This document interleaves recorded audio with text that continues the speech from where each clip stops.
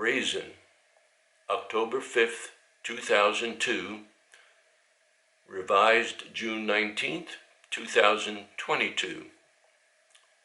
It lay, or rather stood, on my notepad, despite being small, brown, and shriveled. Its stature was bestowed by its immense potential that needed no fulfillment, so clear was its claim to awe. To most eyes it was of the universe, but to mine it was the universe, proferring infinite wholeness. Unused to so sensitive a task, my fingers crudely determined that this was a tough, semi-soft, odd-shaped pellet which resisted being altered. How touching was the palpably pounding pulse arising either from my thumb or from its own squeezed heart.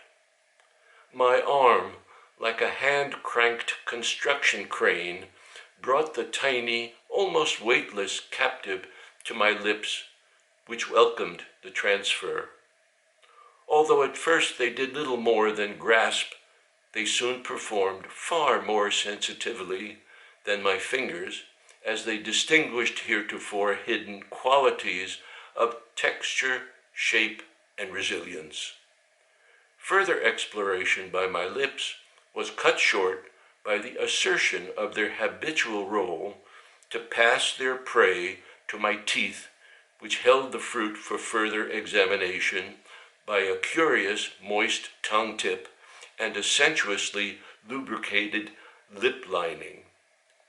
This probing precipitated micro-tastes of sweetness as minute area on its thin, dry coat started to soften.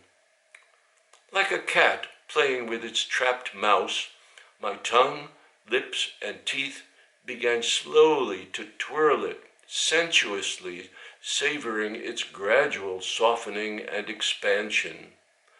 The plumper it got, the sweeter and deeper the taste, and the greater the urge to incorporate.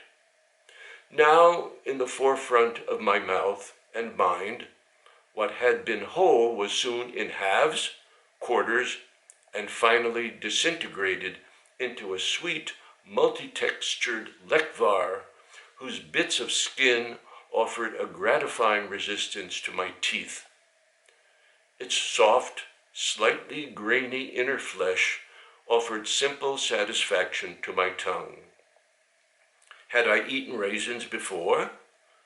These tastes were familiar, but deeper, more multi-dimensional and grace-filled.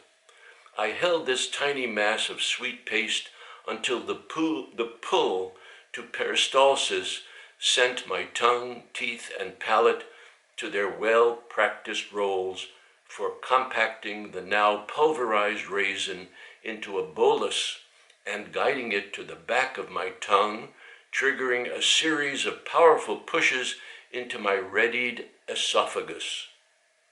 Several deft round-up tongue sweeps, accompanied by new saliva flushes, were concluded but not ended by swallowing the final remnants of what had been small, brown, and shrunken, but still had an inconceivable potential.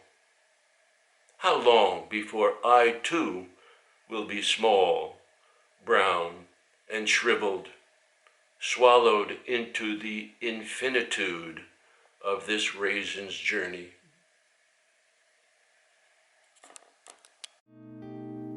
Fly me to the moon and let me play among the stars. Let me see what spring is like on Jupiter and Mars. In other words, hold my hand. In other words, darling, kiss me. Fill my heart with song and let me sing forevermore. You are all I worship and adore.